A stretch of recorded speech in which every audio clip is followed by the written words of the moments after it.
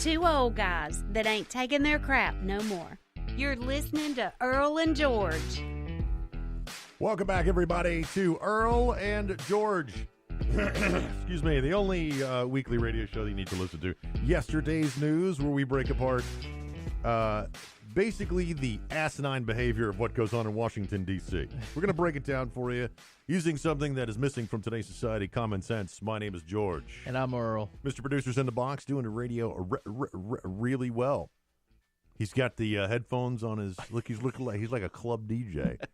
What's going on, Mr. Producer? Not much. No. Okay, welcome to the show. Simple words.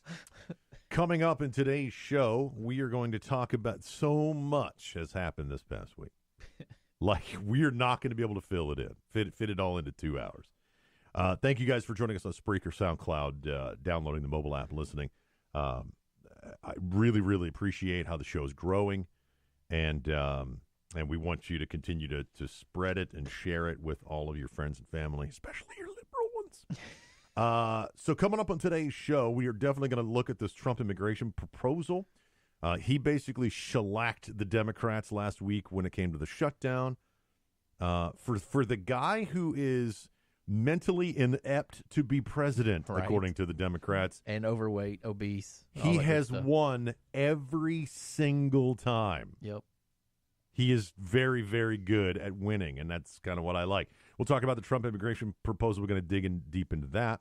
We're also going to look at a poll where Americans actually agree with the president. Oh, wow. Hence, he won the election. Also coming up on today's show, the FBI lost and found text messages between the two lovebirds. The lovers. The lovebirds. And he was number 2. And also, sperm causes abortions. We're going to talk about that. Number 1 cause. Sperm is the number 1 cause of abortions, apparently, according to some liberal women. But first, very riveting news in the science world. I don't know if you saw this one, Earl, but some big news came out with regards to climate change. Oh, really? Yes. In a new study, scientists at the University of Manchester in England say blank are contributing to global warming. Mr. Producer already knows the answer to this. It was cow farts. It was cow farts a couple years ago. What is it?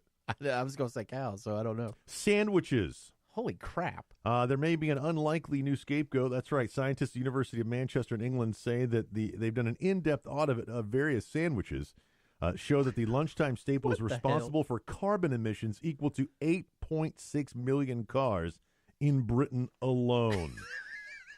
And this is science. These are real scientists, not pseudoscientists. Carbon footprint for sandwiches, which is a line I knew I would say when I woke up this morning.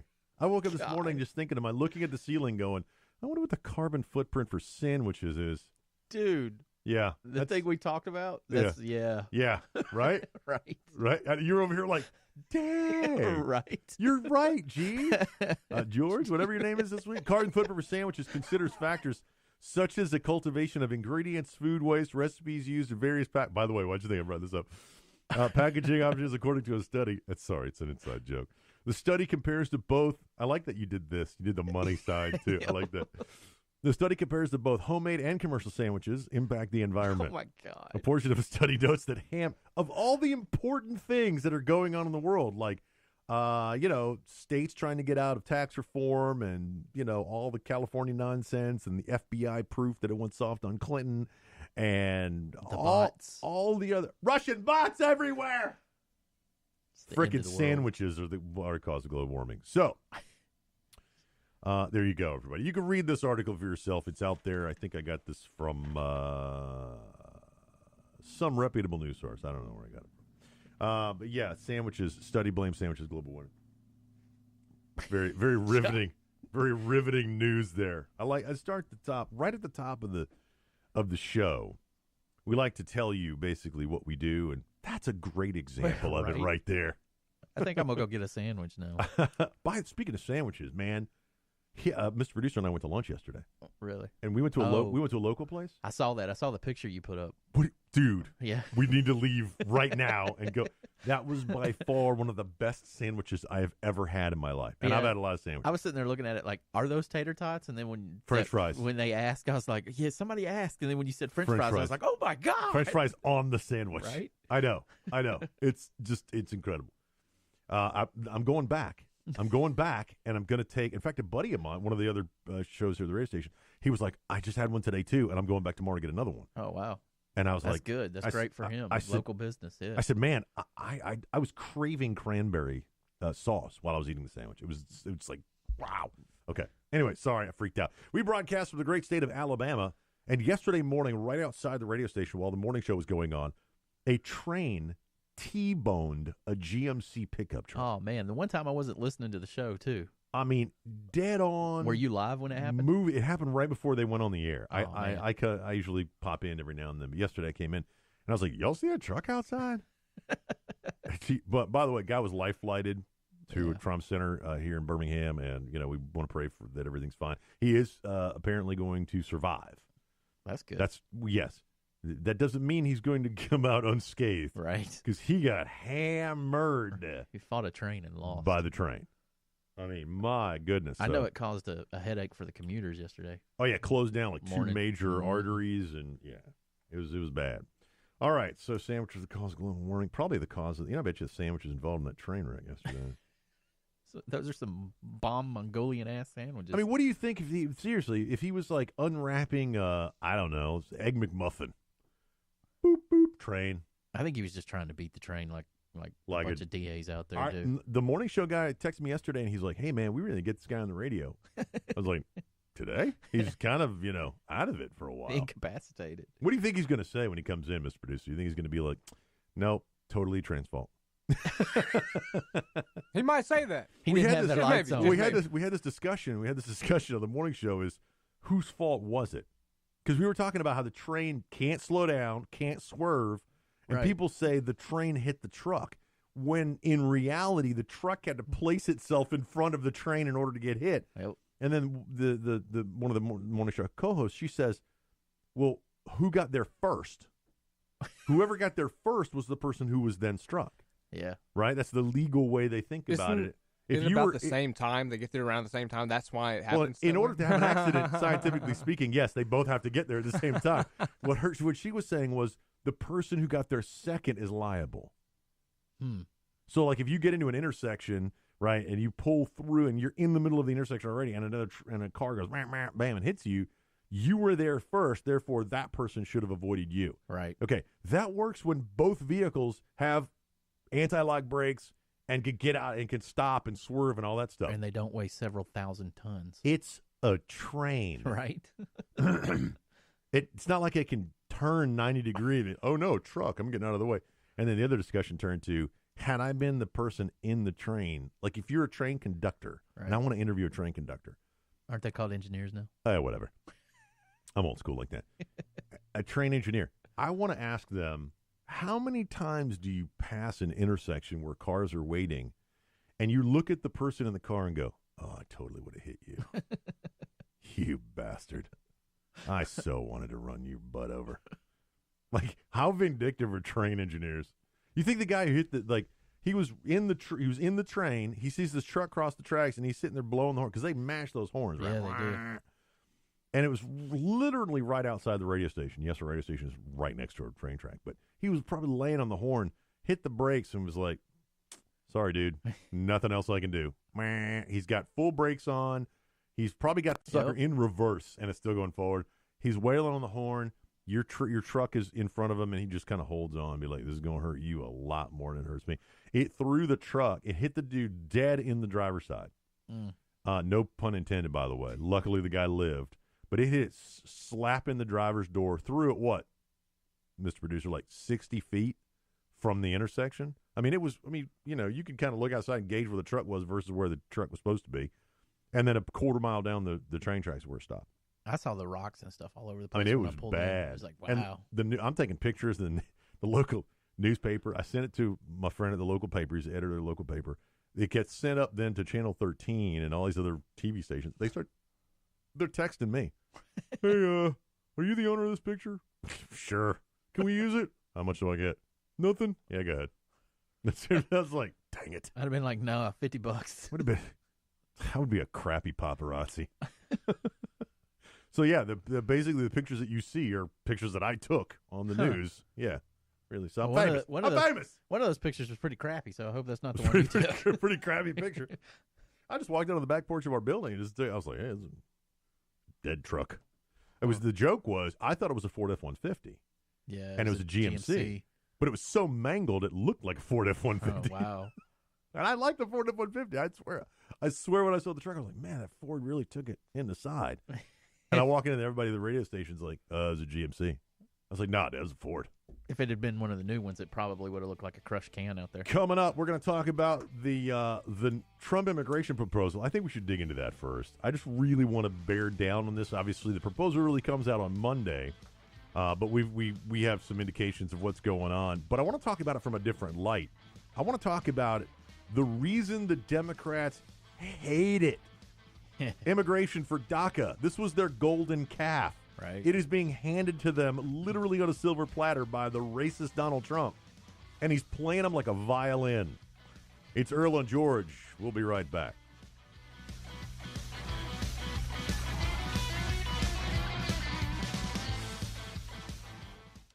Chris, you're not acting like a grown-up in our relationship. Am too. There's your comic book collection, the race car bed. I'm young at heart, but I put money into my 401k every paycheck. I'm taking control over my financial life, and that feels pretty grown up to me. Put away a few bucks, feel like $1 million. For free ideas and easy ways to save, go to feedthepig.org. That's feedthepig.org. Are those footy pajamas? This message brought to you by the American Institute of Certified Public Accountants and the Ad Council. I'm Paul George of the Indiana Pacers. When I was 6, my days were spent playing basketball. When I was 6, my dream was to make it to the NBA. When I was 6, my mom had a stroke.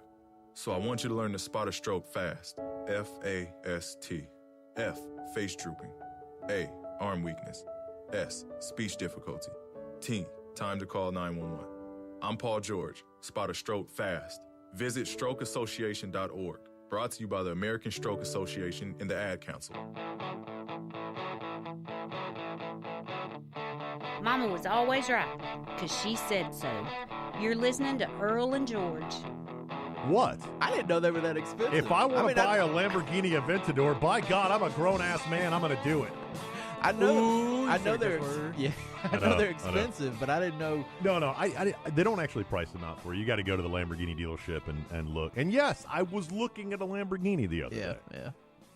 Since they came out with the new Urus, the ugliest SUV ever. I like the SUV. However, it's the fastest SUV too. Now, Helena, it's a mini SUV. It's not really a full size. Right. Now, I like a full size SUV. I was looking at it I looked at it, and I was like, you know what? I just really, I'm not going to spend. It's $200,000 for that thing. Yeah. I mean, a Huracan is $200,000. That's their Gallardo replacement, the Lamborghini Huracan.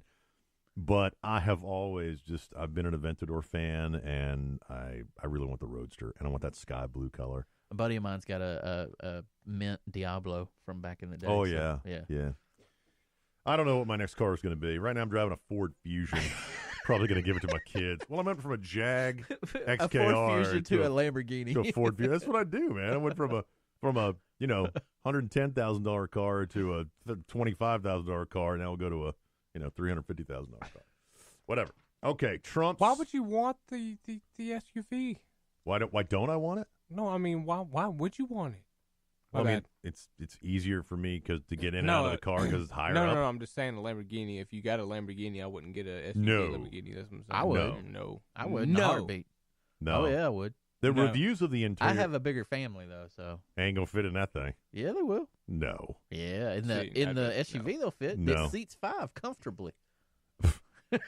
Says the Italian who made the tiny little seats. Well, the kids may not like All the right, drive, look, but they'll fit. you and I are going to go to Atlanta, and we'll drive one. All right, works because for that's me. the closest Lamborghini dealer to us is Lamborghini of Atlanta. Is it still out there? I thought they closed that one. No, then we're going to Houston. Well, there's one in Tampa. There's one in Orlando too. Well, that's 9 hours. Same difference going to Houston. Oh, okay. Yeah, the way I drive. Okay, President Trump. Oh man, he. Okay, so long story, but I'm going to break it down for you. So last week, as you know, the government shut down last weekend. Yep. Scary, scary stuff happened. Because of Schumer. The Schumer shut down. Basically nothing. Right. Schumer blamed Trump. Trump blamed Schumer. It was absolutely Schumer's fault, and apparently liberals don't understand why. So, like 2 days, and then Trump did what he did. He's negotiating. He was brilliant, and Schumer caved. They called it blinked, not caved. They said Schumer blinked. No, he caved. So then they passed the budget deal, and that was fine. 3 weeks, whatever. We'll be talking about this next week anyway. Yep. But then something very interesting happened. Democrats started coming out and saying that DACA was off the table when it came to funding issues. So not only did Schumer and Pelosi pick the absolute worst time to bring this up, because we talked about this last week, where this was the biggest political screw-up I've seen from the Democratic Party in probably a decade. Yeah, because I have trying to figure out why they were doing it. Never seen them make this kind of now, when I talk about politics, I'm not talking about the laws and legislations. I'm talking about the maneuvering. Right. And I'm talking about the backroom dealing and the scheming. See, that's politics. You've got to be a low-down, dirty, rotten scoundrel to be good at politics, like me. So when I look at this and I'm like, Schumer knows what he's doing. This guy he's been playing the American people for a long time. He knows what he's doing. Yeah. So does Pelosi. Maybe they're getting old. Maybe they're just, well, older. I mean, they've always been old. What was the thing I put out about Dianne Feinstein? She went on TV, MSNBC, and she was talking about that. I'm paraphrasing. She said, government shutdowns are serious things. People die. Then the very next day voted to shut down the government. And a buddy of mine comes in and goes, after 34 years in the Congress, it's hard to remember what you said the day before. So anyway, they cave. Government reopens. Then Democrats are like, okay, DACA's off the table for budget issues, for budget stuff. So we're going to go into this next fiscal fight and see if they tell the truth, which they're not going to. But then, brilliantly, and I mean politically brilliantly, 2 days after that, Trump throws out a seemingly bipartisan plan. Now it's probably 60, 40, 70, 30 Republicans. We get it, okay? Right. But a bipartisan plan to the minority party, giving them not only the 740,000 DACA immigrants, the dreamers as they call them, a pathway to citizenship, but another 1.1 million that, quote, could be under DACA. So it's 740 that have actually registered and have work visas. Their immigration status is legal. But there's 1.1 million that could fall under DACA, and Trump throws that golden calf at them. Wow. You would think, no matter what is attached to the bill, Democrats would go, yeah, I'll go with that. That's their golden calf. The DACA, that's what did I say last week? I was in an article I wrote this week about how the communications secretary for Hillary Clinton's campaign said that this is the future of the Democratic Party. Yeah. Is getting these votes, getting these illegal immigrants citizenship, therefore voting Democrat. I think we did talk about it last week, too. In essence, that's what she said. Right. Now, she also used the word moral imperative, and I challenged her to say, tell me what the moral imperative is. They already have citizenship. They have legal status under DACA. But then Trump comes out and says, you know what? I'm gonna give you 1.8 million, and it's not going to be amnesty. Their parents don't get amnesty. They were brought here as children under no fault of their own by their parents. All right. There needs to be a debt to society that's paid. Okay. I tried to explain to my mother about if you have a bucket with a hole in it, you don't seal the hole by adding more water. You fix the hole, right? Right. Ergo, my metaphor for the border. You're bringing in more illegal aliens doesn't stop illegal aliens from coming across the border. Now, is the wall going to stop illegal immigration? No, we know this. It will certainly deter you. Yeah. Just like cameras in a casino. Now, here's the metaphor. The reason people don't steal in a casino is not because of their moral, I'm not a thief. The reason is because your butt's going to get caught. Yeah. And you know it because it's easier to steal money in a bank than it is a casino because there's cameras everywhere. Why do you think doors have locks? If you don't believe that we need to secure our border, take the lock off the front door of your house. If you don't think we need to protect the sovereignty of our space, don't lock your door ever again. That's a good point. In fact, take the door off. Yeah. Because that's where we are. Take the door off your house. Put up a welcome sign. Yeah. And I don't see any of these liberals screaming about immigration and giving them citizenship, opening their homes to these MS-13 gang members. I don't see any of them. Because if you're going to have somebody come in here, live in your house, let's say you find an illegal immigrant on the street, let's say. Oh my gosh, you're here illegally? See. Would you like to come home with me? See. Where are you from? Why are you asking me? You shouldn't be asking me that question. You're not allowed to ask me that. All of a sudden, his English got really, really good right there. Well, do you have any family here? You can't ask me that question. Why are you vetting me to come to your house? You just invited me. Why are you now vetting me? Well, are you a criminal? You can't ask me that. Do you have any gang tattoos? Certainly can't ask me that. Do you have a job? I'm an illegal alien. Of course I don't have a job. I don't have a work visa. I haven't come forward. I guarantee you none of these liberals who are out there screaming about immigration wouldn't ask the basic questions of someone they would even invite to their own home. And yet, they don't want to ask these basic questions of people walking across our borders, breaking our laws. All right, beyond all of that, I am perfectly okay with a pathway to citizenship for the for people who were brought here as children. Totally okay with it. Yep. Absolutely okay. And here's why. Because President Obama, under executive order, basically brought them out of the shadows. And again, on this show, if you do something good, I'm going to say you do something good. If you do something bad, I'm going to say you do something bad. It's called integrity. Yep. I agreed with Obama that they needed to come out of the shadows, that we needed to find who they were and document them. I call them illegal immigrants, illegal aliens. They call them undocumented immigrants. Fine, document them and then tax the crap out of them like you do me. Yep. They brought them out of the shadows, at least 750,000 of them. And Trump says there are 1.8 million of them. They've been here since they were 4. Most of them are adults now, yeah. Yeah, they're all adults now. And President Obama gave them work visas. Right? Right. I'm okay with that. Their status is now saying you can now legally work. Because if you've got a work visa, guess what, people? You're paying into the system. Yep. Just like you and me and everybody else. These DACA people, these dreamers they call them, which really pisses me off, as though we don't have dreams as well. I was born here, and I still try to find my American dream. Well, they claim that we're here, so we can't be dreaming anymore. We have the dream already. So here's what Trump says. Brilliant, man. This is just brilliant. Trump looks at Schumer, who just got his butt spanked in a showdown over DACA, gives him DACA. Yep. He just hands it to him.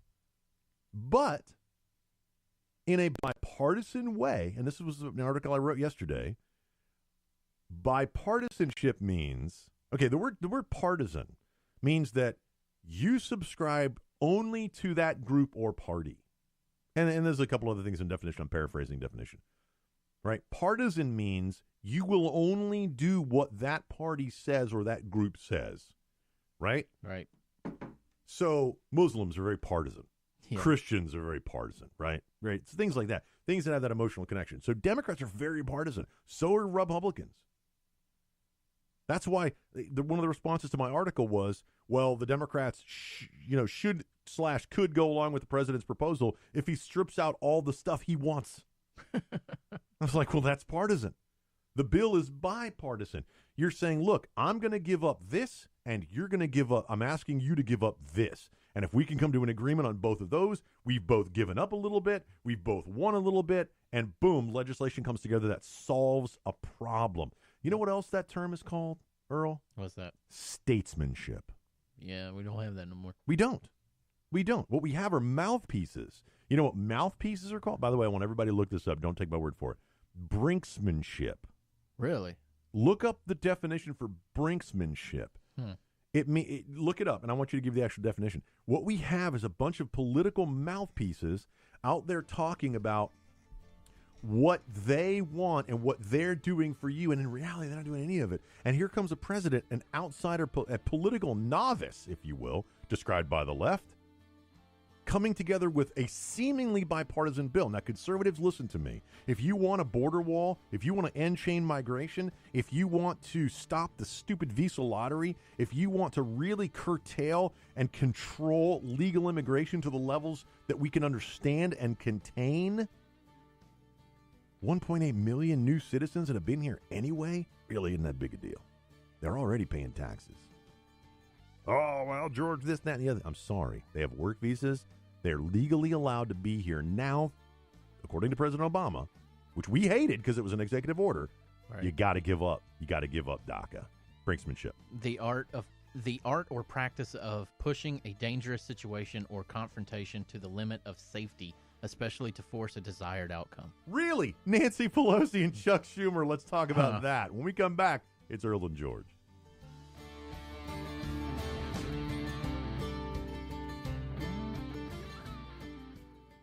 Hi, Mom. Is Claire's birthday party today? Me again, Mom. Where did I put my history book? Hi. Sorry, forgot one last thing. Sometimes it's hard to concentrate. At school, I start looking out the window, and then I forget what I was supposed to be thinking about. I know it seems like I don't care, but I do. It's just difficult for me. Love you, Mom. Bye. Join parents and experts at understood.org, a free online resource about learning and attention issues to help your child thrive. Brought to you by understood.org and the Ad Council. Adopt US Kids presents Multiple Choice Parenting. You're bringing your daughter to a pop concert. Do you A, wear earplugs? Isn't this fun, Dad? I'll have a soft pretzel. Or B, just roll with it? Justin! OMG! I love you, Justin! I love you! You don't have to be perfect to be a perfect parent. Teens in foster care will love you just the same. For more information on adoption, visit adoptuskids.org. A message from the U.S. Department of Health and Human Services, Adopt U.S. Kids, and the Ad Council. Hey, you, over yonder. You're listening to Earl and George. So the president comes out and says to Chuck Schumer and Nancy Pelosi, you're willing to shut down the government for a bunch of illegal aliens? Fine. Yep. And wins. Yep. And then they try to blame him for it. It's Sounds amazing. about right. So the plan for the Dreamers, according to the president, is it would come only after a significant length of time, 10 years or longer, according to the... Now, again, the actual plan comes out tomorrow. We have just some scant information about it. Tomorrow or Monday? Monday, sorry. Yeah, Monday. The Trump plan asked for $20 billion for construction of his border wall, which, by the way, got him elected. Can I just... The wall got him elected. Yeah, but I thought Mexico was going to pay for it. And people are out there, well, wait till he starts renegotiating treaties and getting a trade. I know exactly how he's going to do it. Yep, exactly right. Plan would end completely the Visa Lottery program. Thank you. By the way, if you don't know what the Visa Lottery program is, the Visa Lottery program is where you're living in another country, you go to the American Embassy, you put your name in a hat, and literally they pull your name out of a hat and give you a visa to the United States. The last 2 terrorist attacks in this country were from people that were brought in on the lottery. Is there any other country where I can go to their embassy and just go and just, come on, 7. Hey, yes, I'm a Ugandan.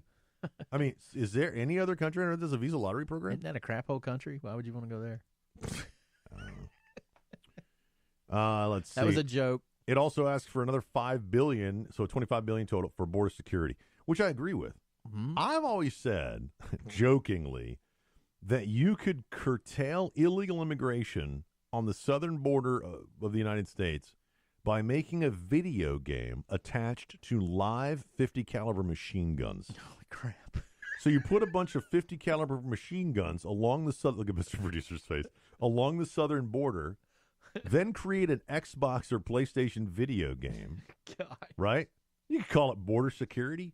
And then at home when you're playing, like, right, you get to a certain level, you actually, unbeknownst to the player, take control of one of the live machine guns.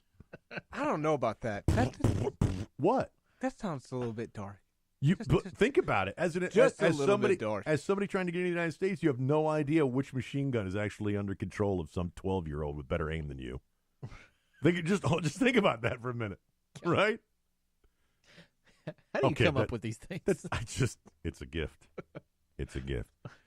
Trump also wants to limit by the way, that was a joke, everybody. Of course it was. Get off your high horse. Wants to limit chain migration severely so that persons could only help their spouses and children gain legal entry, not their extended family. Now, how do you think the Democrats said, oh my gosh, they shut down the government for 750,000 illegal aliens. What do you think that they would do to jump at the chance to get 1.8 million people citizenship in the United States? They should be voting for it and letting it pass and going for it. Nancy Pelosi called it racist and anti-immigrant. One of the executive directors, or one of the people from the ACLU, called it anti-immigrant and racist, and he hates immigrants. All white people are racist. Yeah, and devils. Yeah. So, it's amazing to me how not just less than a week before, they were saying we are going to shut down the government in favor of 750,000 illegal immigrants known as dreamers, the people that have signed up for DACA, who, by the way, have work visas. They were just scared they were going to end in March. Right. Then the president comes out and says, you know what? We're going to go ahead and work on a path for citizenship for those 740 plus 1.1 million that could possibly fall into the same category. Mm-hmm. You think the Democrats would be like, heck yeah? But instead they're calling it racist. Absolutely. And the reason is because they didn't come up with it. They didn't propose it. They didn't write it. They don't want anything to do with it because they don't get the credit. Because what is their agenda, Earl? Votes. Trump turned the tables on them and made them look like fools that they really are. Yep. However, a new poll finds a majority of Americans hold immigration views similar to President Donald Trump, such as ending chain migration, enact merit-based immigration, and tougher border security, and finding a DACA solution, which, by the way, is exactly what he did with this proposal. Yep. Overwhelming majority of American voters agree with most of the President Donald Trump's views on immigration. While Trump has urged lawmakers to find a legislative pathway to keep recipients of DACA in the U.S., Trump has made it clear he wants a merit-based immigration system, not chain migration or the visa lottery program. He wants stronger borders and wants to decrease the number of available annual visas. Now, what are they talking about when he says he's urged lawmakers to find a legislative path? Anybody know? Miss Producer, Earl? Mm-mm. He's telling them to look at it. DACA is not a law. Nope. DACA has no funding. DACA is an executive order by the President of the United States, by Obama, which we think was an overreach, which most people say was a constitutional overreach, because it was the deferred action against childhood, whatever it was. Amnesty. Yeah, whatever. Right? So it's deferred action against childhood arrivals is what it is. DACA. Yep. So basically what President Obama did was by executive order say, look, Homeland Security, you're not going to deport these people. And what he did was give them work visas. You come out of the shadows, you tell us who you are, you will get a visa in the United States, a deferred action, we're not going to deport you, da-da-da-da. That's what happened with Obama. We all said it was a constitutional overreach because it was, because the Constitution says that only legislation leads to naturalization. But that's racist. Not your racist. Did I say white? Racist. Dang it. So check it out. Let's see. Who was the poll done by? I got to find out who the poll was done by. It doesn't. I really want that information. But it's pretty encouraging the fact that they're saying that most Americans agree with him, because most of them do agree with at least the merit basis. It was a Harvard-Harris survey. Oh, wow. And here's what the poll found. The poll found that 79% of Americans favor merit-based immigration over relative-based immigration, known as chain migration. Just 21% of respondents said immigration priorities should be associated with relatives. Yep. On the visa lottery program, found that 68% of Americans are in favor of ending the lottery that randomly picks 50,000 people to enter the United States each year. Oh, wait a minute. How many? 50,000. Oh, wow. 50,000 people win the U.S. lottery, to become a citizen. By the way, did you know that over 720-something thousand applications for citizenship are issued to the United States every year, and more than 500,000 of them are granted citizenship. Did you know that we are adding 500,000 plus naturalized citizens to the United States every single year? Damn. Every single year. I And didn't know it was that many. in 2 years, we grew by 1 million people that come from outside. They're not born here. Every year. And how many do you think we deport? God, you'd think it was 50 billion. I was going to say about 15 million or so. 220,000. Seriously? Per year. Wow. On average. Now, the last year of Obama, it got up to like 470,000. But the year prior to that and all other years, it was in 230s. But do you know how Trump, he did that? Trump is the lowest. Trump's first year was lower than Obama's last 2 or 3 years. Yeah, but he changed President Obama changed the definition of deportation. Yeah. Yep. On DACA, respondents overwhelmingly agreed at more than 75% each that undocumented immigrants who meet the DACA criteria should be given work permits and a pathway to citizenship. However, respondents said 60-40 that relatives of Dreamers should not get priority immigration. On the border security, more than half, 61%, also said border security is inadequate, while 79% said America needs stronger borders. Wow. On the annual visa allotment, the poll found that 72% of Americans believe the number of immigrants allowed in the United States each year should be less than 1 million, which it is, while 54% should it be less than 500,000, which is approximately where it is, and 35% said it should be under 250,000. Meanwhile, respondents were very quick to Respondents were quite clear how they felt about Democrats not voting for a budget continuing resolution, thereby shutting down the government. In order to fight for a fix for the DACA arrival program. The poll, which was taken just days before the government shutdown, found that 58% of Americans opposed Democrats shutting down the government in the fight over DACA. Just 42% said they support the decision. The poll was conducted online in the U.S. between January 17th and 19th with 980 registered voters. Yeah, but they don't support it. The Democrats aren't supporting it because it's not amnesty. It's just a path to citizenship. Well, now they're saying, define amnesty. Well, they wanted them to be granted citizenship tomorrow. Yeah. What they're saying now is, now the fight's not about DACA. Now it's about curtailing legal immigration, which this in essence, it does. But if you're abusing the system, shouldn't we do something about the system? Yes. Here's the fight I'm having online with these articles that I write. Here's the deal. They're trying to convince me that legal, what we do now is right and good. Right? But they can't cite any examples of why. Where I can cite all kinds of examples to why we should curtail the visa lottery program, why your third cousin doesn't need to get an American visa because you got one. Right. Chain migration. We're not enforcing the laws we have today.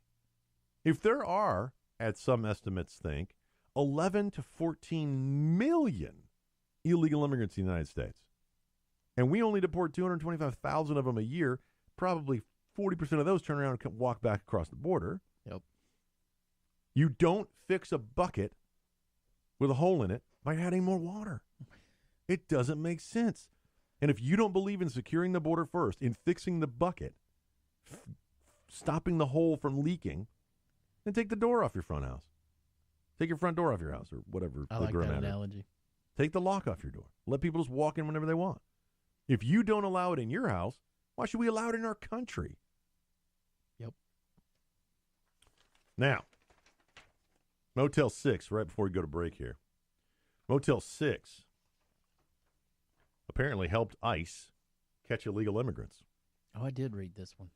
For the second time this month, Motel 6 is being sued for cooperating with federal immigration authorities, according to The Hill. It's a Motel 6, not the whole company, though, right? A lawsuit by the Mexican-American Legal Defense and Educational Fund. Oh, wow. Who knew, right? Alleges that Motel 6 employees in Arizona gave guest lists to immigration and customs enforcement agents. Did the agents have a warrant, is my question.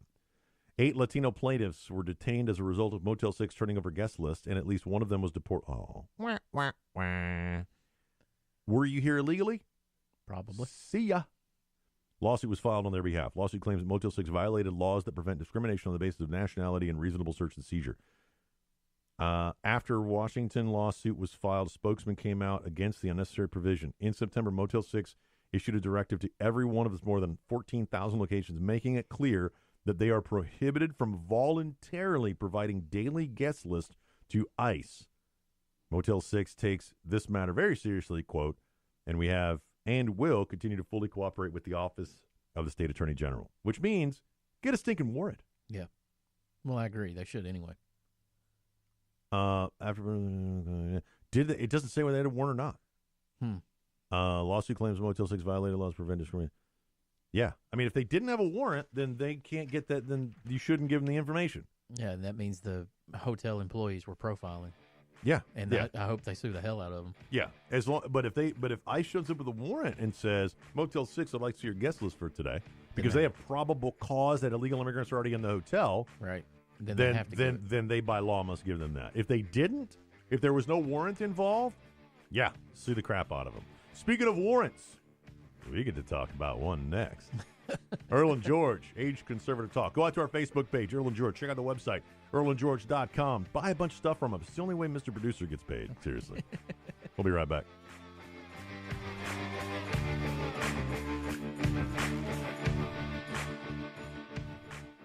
Listen, as a hiring manager, I've got to tell you, the best job candidate isn't always the typical candidate. Sometimes they're a grad of life.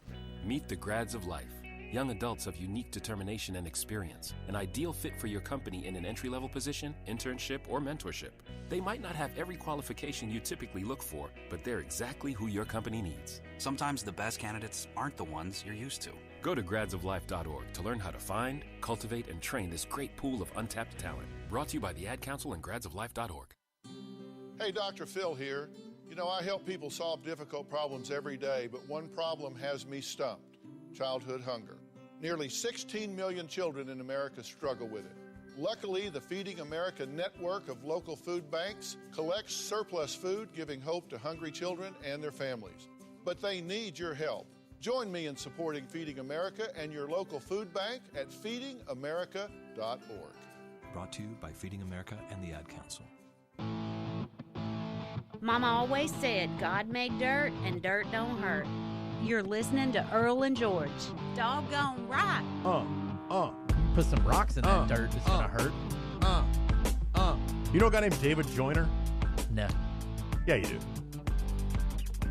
I don't. I love you. You love me. Who's that, Mr. Well, that's Producer? not David Joyner. Who's that? I don't know. Barney. We're one big fat family. What? It's Barney. That's Barney. Yeah, I something know like who that. it is, yeah. David Joyner was the guy who played Barney between 1991 and 2001. He now operates a tantric massage parlor in California. He is now a tantric massage therapist and spiritual healer. What is that? Is it tantric or tantric? It's tantric. I don't know. It's some weird sexual thing. I don't know, dude. Hey, hour number 2, Mr. Producer, we need to crack open some of that lemonade. What are you talking about? No. It's all mine. We should crack open some of that lemonade. Shouldn't have brought it into the studio with his alcoholic butt. I'm not alcoholic. Just because I've got rum and amaretto in the back of my car. And you did one of our shows while getting lit off of moonshine. Dude, I love moonshine. I'm just going to say that was funny. That was a good show. By the way, both bottles in the back of my car are not open. Just for any police officers who are listening right now. Okay, let's talk about the big deal here. The big deal of the week, I think, has been not only the government shutdown, but also the FBI. What the hell is going on at the FBI? I don't know, but I think they're losing integrity day by day, and that's a damn shame. Okay, we're going to talk about Russian bots everywhere. Russian bots. Nope. I thought I had an article on the FBI and the DOJ. Yep, there it is. I'm so smart sometimes. It only happens a couple times a year. Okay, I'm just going to roll it down for you here. Let's see. I'm trying to get rid of a lot of stuff that we've already talked about. Americans agree with the bill. Yes, we did that. Okay. So last week, the FBI comes out and says, we've lost. We didn't back up the two devices. Yep. So all these emails, these texts are coming out between Strzok and Page, Lisa Page, Peter Strzok. Strzok, by the way, was the second highest FBI investigator of the Hillary Clinton email thing. He was also in on the Mueller investigation on President Trump and supposed Russian collusion. Now, his lover, his mistress, Lisa Page, is a lawyer at the FBI. Okay, so they both have the FBI, little inter-office tango going on there, and they're sending text messages back and forth on government devices that are being... You serious? And by law, all government communication, all communication done on government devices must be stored up to a certain amount of time. Archived, all of it. So when you go and you get a government phone, like I've had many of them, and computers, they literally tell you, we are going to monitor everything you do. Right. Okay. So hundreds of thousands of text messages sent back and forth. And that's all, by the way, public domain, people. Yep. Because you are on a government system, which means you and I, the taxpayer, paid a teeny tiny little amount of money for them to do it. Now, we already know that they're anti-Trump. That's why Strzok got fired from the Mueller investigation. Okay, we already know the fix was in for Hillary Clinton. We thought we knew last week.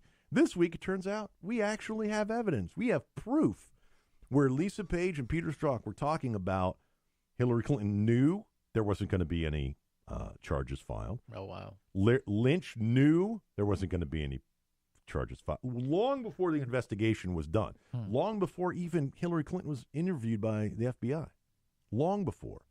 Wow. This is the same guy who rewrote what James Comey said to Congress, taking out the words gross negligence and putting in extreme carelessness, changing it from a legal definition. Now, you tell me, if your mistress is an FBI lawyer... Right. And you remove legal terminology from a document or a statement, you tell me she didn't have anything to do with that? You're trying to tell me Peter Strzok and James Comey were like, hey, man, we got to protect the, I got this statement. What do you think? Hang on, let me see what Lisa says. Hey, you got to take that out, Pete. Yeah. Now, Peter Strzok, in his text messages, is talking to Lisa Page, and he's talking about, she says something about, hey, you don't need to go. She was talking about the time when they were going to go in and interrogate, quote unquote, Hillary Clinton about the email thing. And Lisa Page tells the person second in charge of this investigation. Peter Strzok was in charge. He was the second number 2 man.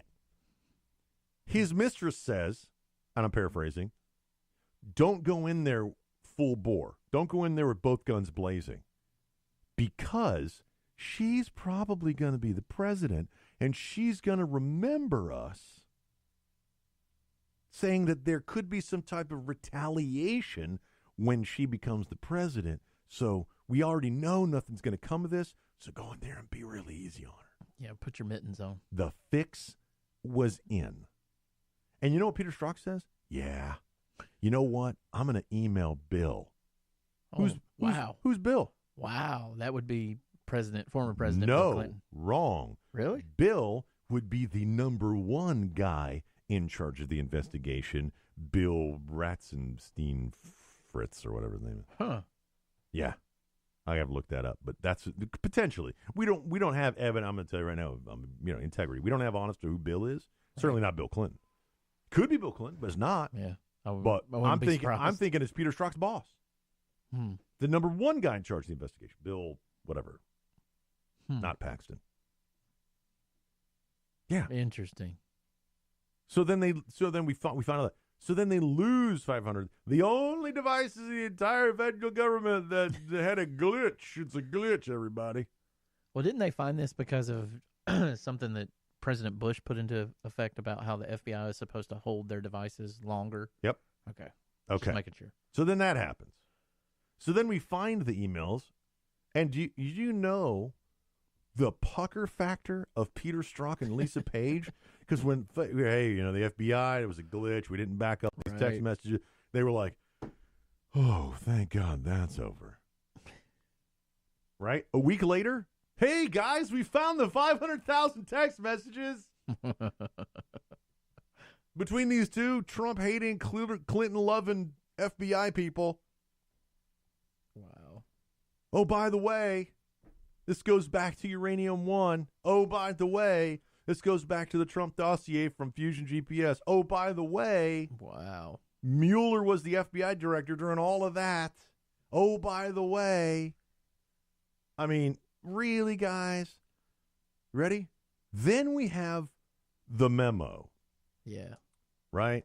The memo. I'm just going to go ahead and read this article. Carlos Garcia.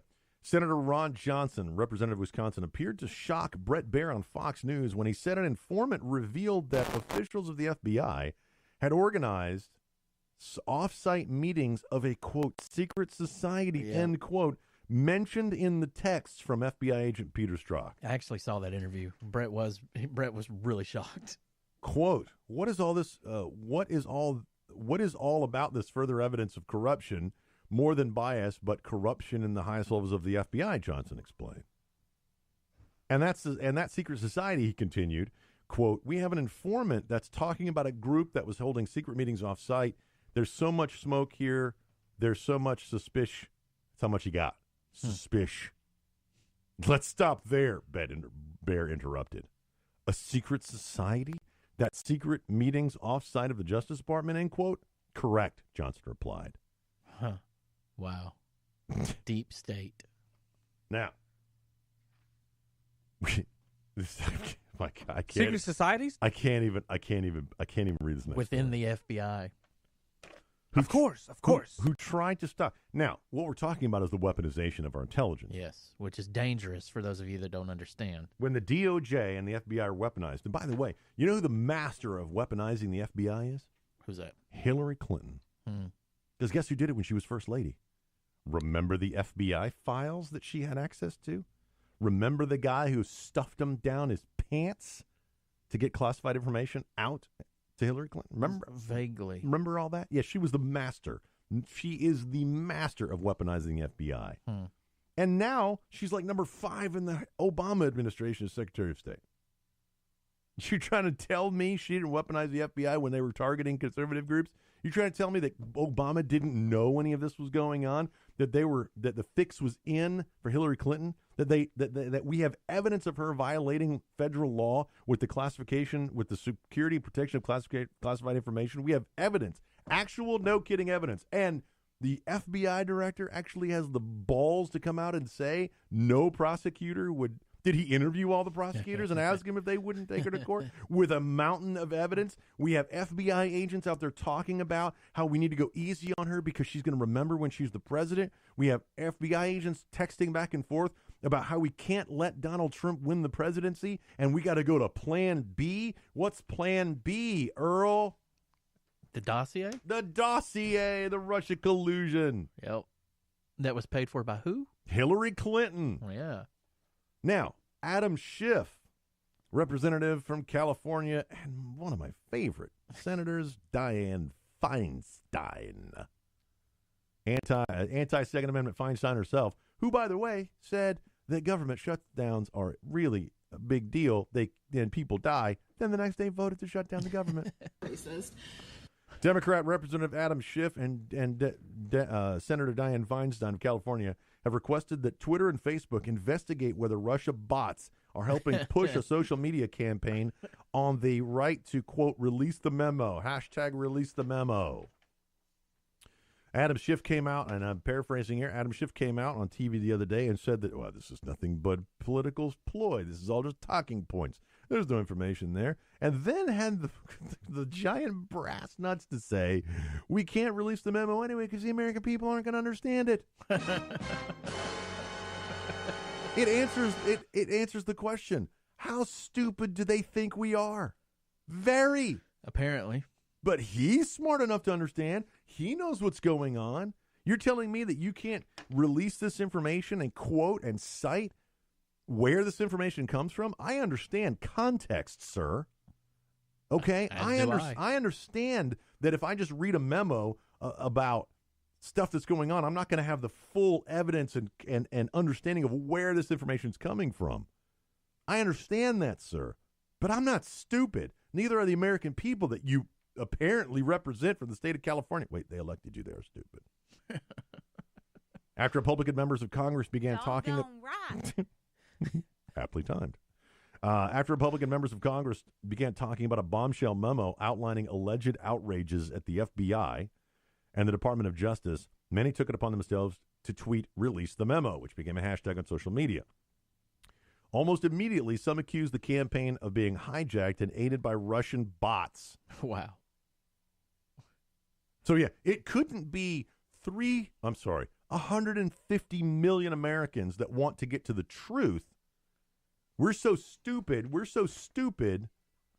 that you got to blame it on Russian programmer. Why is everything that you deem bad Russia's fault? Why related, is everything you've screwed up is Russia's fault? Racist. If there really is things going on at the FBI, why don't you want us to know about it and fix it?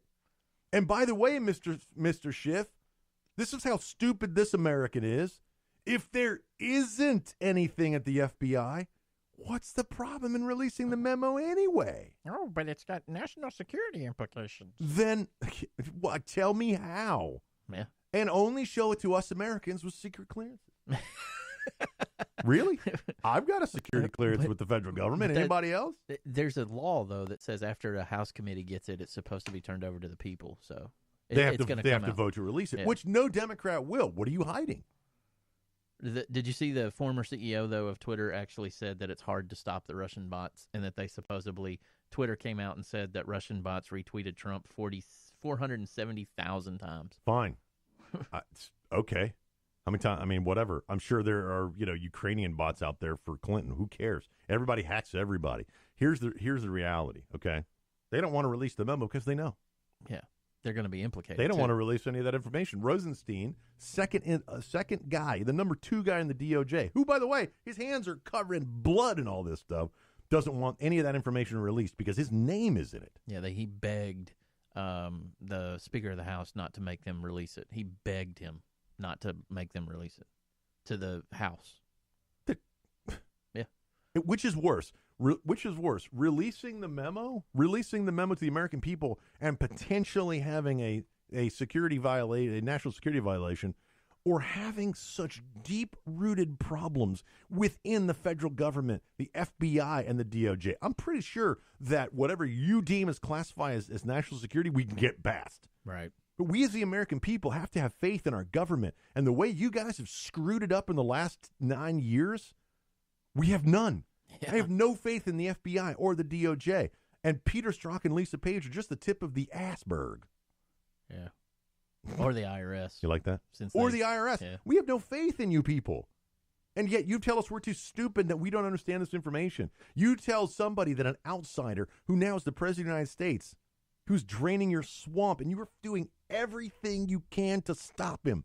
You're filing lawsuits states are filing lawsuits against the federal government because they think that they have the power to undo something that Congress did federally. Sorry, states. That's a federal law. It's completely different. California, New York, New Jersey, you got a problem with your citizens not being able to deduct your state taxes? Lower your state taxes, please. You talk about wanting to help the citizens of your state? Lower your taxes. Literally, cap your own taxes at the federal level. Yeah. Give more money back to the people of your state. You're the problem. Not that the federal government wanted to cap this to give more people back their own money. You're the problem. We here in Alabama with our 0.4 whatever percent federal, what is it, state, local taxes? I'm well below. I'm looking at buying a Lamborghini and I don't pay $10,000 in federal and state and local taxes. Good Lord. But the whole memo is just a distraction from the Russia investigation. Russian bots. That's all it is. You're just trying to distract that Now, President Trump acted with the Russians. We're going to kick off the top of next hour. Does this not just piss you off, America? I'm actually finding it funny about a bunch of my liberal friends are actually starting to say, now, wait a minute, we might actually need to look into this. Thank you. Yeah. What's it going to take? I can't get any of my liberal friends to get off the fact that Trump's a racist. You're just singing the same old song. And by the way, When we kick off the top of next hour, we're going to get back to FISA. We're going to get back to that. We got so much stuff to cover here. We might do a lightning round the last 15 minutes. Kick off the next hour with the Women's March, a national day of solidarity for women's issues across the country. We'll talk about how that turned out next hour. It's Earl and George. We'll be right back.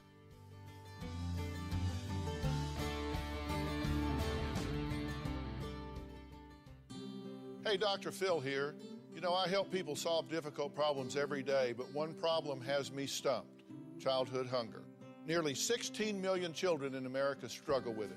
Luckily, the Feeding America network of local food banks collects surplus food, giving hope to hungry children and their families.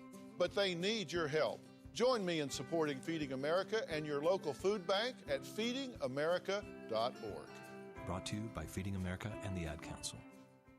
Let's go inside the mind of a 10-year-old. I should have worn earrings today. Buckle up, Sarah. Michaela's got like the best earrings. Sarah, buckle up. I wish my name was Michaela. We're not hitting the road until you buckle up, honey. Oh yeah, seatbelt. I wonder if there's pizza at school today. It can be tough getting through to kids, but it's your job to make sure they're wearing your seatbelts. Never give up until they buckle up. A message from the National Highway Traffic Safety Administration and the Ad Council. Visit safercar.gov/kidsbuckleup for more information. This is Mario Andretti. You know me as a race car driver, but I'm also a Meals on Wheels volunteer. I've raced against the sport's biggest personalities, but I've never met more vibrant, amazing people than the seniors served by Meals on Wheels. You can make a difference by dropping off a hot meal and saying a quick hello. So, America, let's do lunch. Volunteer your lunch break at americaletsdolunch.org. This message brought to you by Meals on Wheels America and the Ad Council. You're listening to Earl and George, aged conservative talk. By the way, George is the cute one. You know, I actually asked her to come up here and record and Earl is the smart one. That's what I was going to have her say. Just real quick, before we get on to the Women's March fiasco, I wanted to put this out about all the companies, because of the Trump tax cuts, are giving out increasing 401k contributions, increasing hourly pay for some of their employees. Over 125 U.S. employers. Excuse me. That's pretty good rum. 125 U.S. Employers, big and small, have announced plans to increase to give out bonuses from between $1,000 and $2,000. And the Democrats, by the way, I just want to go back to 2011. Nancy Pelosi tweeted out, "Today's agreement is a victory for the American people. They spoke out clearly, and hashtag $40 each paycheck will make a difference." That's a quote from Nancy Pelosi in 2011. Here's what she said. She said, "Thanks to President Obama's leadership," quote, "Thanks to President Obama's leadership, 160 million Americans will continue to receive their payroll tax cut, nearly $40 per paycheck in the pockets of the average family." Wow. Now, what tax cuts was she talking about? I don't know. Extending the Bush tax cuts? Right. Yeah. Because Obama's leadership, 160 million Americans will continue to get Bush's tax cut. I forgot about that. Right? Yep. By the way, 40 times 26 is $1,040 per year. So she was out there touting what the Democrats had done. The Democrats were like, hey, look what we did. Because of Obama's leadership, we're not going to get rid of something President Bush did, and it's going to continue to give you over $1,000 a year. Wow.